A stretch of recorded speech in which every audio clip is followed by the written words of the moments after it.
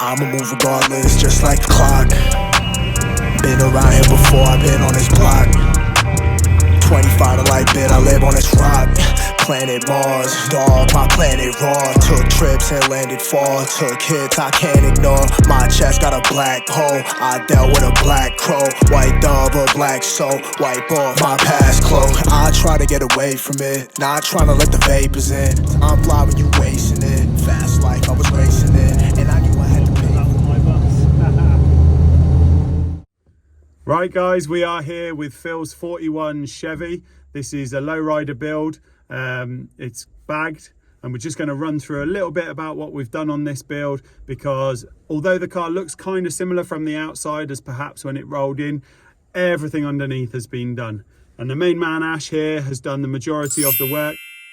So I'm going to pose as the guy asking the questions, because otherwise he's not going to know what to talk about, because we'll get flummoxed on camera. Yeah. Remember, we're not pros at this. We're just starting out on YouTube, trying to show you what we do in the workshop here in Cornwall, because we know we love it. We know there's a lot going on that you guys might like to see.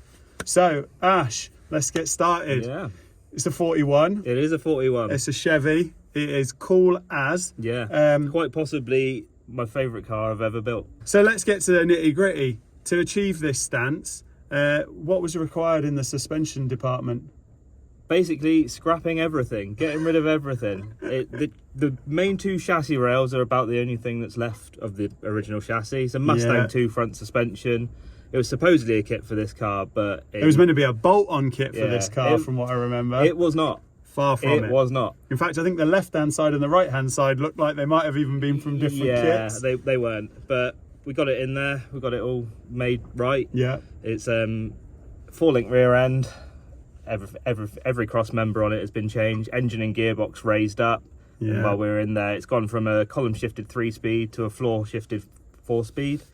Obviously, we've had to use a different rear axle because the original was a lot wider than we could handle. Yeah. But getting those wheels tucking up, it's sitting on wires. 14-inch wires, and it's got a 80s Buick Regal rear axle. Just turned out to be the perfect width. Yeah. So yeah, it's nice pretty. car, really. It sounds like a sort of mild lowering job with, you know, a Mustang 2, but the sheet metal fabrication, I think, is probably where the time just ran away with us a bit. Yeah, it's just everything had to be so much higher, raised up. It's new tunnel throughout, room for the gearbox and room for the rear axle, new floor, boot floor, up into like where the rear passenger seat would be. Nice. It's sick. It looks great. We'll put obviously some video up of that. And we're running Airlift 3P on this one, aren't we? Airlift 3P. Slam Specialities bags on this bad boy. Twin tanks, twin compressors, nice little boot build. Yeah, boot build's pretty tidy. Tucked away on the rear bulkhead, so you can still get plenty of stuff in there. A few bodies in the boot still. This thing is straight up gangster, and one of the things that makes the car and does give that little hint on the outside other than the stance is actually the quarter light glass. That was etched by a friend of Phil's, the owner, by a guy that he knows out in LA through his tattoo connections.